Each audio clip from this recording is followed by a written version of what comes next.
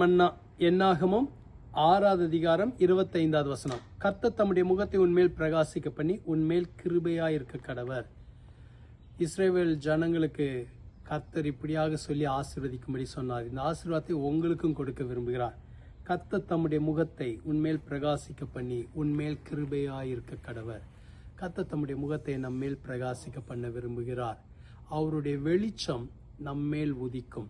நாம் அவரை நோக்கி பார்க்கும்போது அவருடைய வெளிச்சத்தை நம்மேல் உதிக்க பண்ண விரும்புகிறார். கர்த்தரை நோக்கி பார்ப்பதனால் வருகிற ஆசீர்வாதங்களை குறித்து உங்களோடு பேசிக்கொண்டிருக்கிறேன். அவரை நோக்கி பார்த்து முகங்கள் வெட்கப்படுவதில்லை.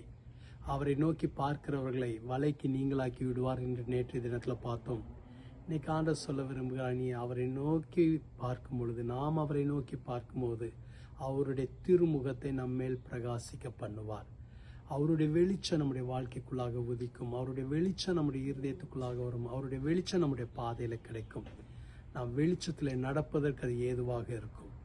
அவரை நோக்கி பார்க்கும்போது அவருடைய வெளிச்சத்தை நாம் பெற்றுக்கொள்ளும். ஜெபிக்கலாமா? எங்களை அதிகமாக நேசிக்கிற நல்ல ஆண்டவரே, உங்களுடைய பிள்ளைகளை ஆசீர்வதி. நாங்கள் எங்கள் முகத்தை உமக்கு நேராக ஏறெடுக்கிறோம். உங்களுடைய வெளிச்சம், திருமுகத்தின் ஒளியை எங்கள் மேல் பிரகாசிக்கப்படும்.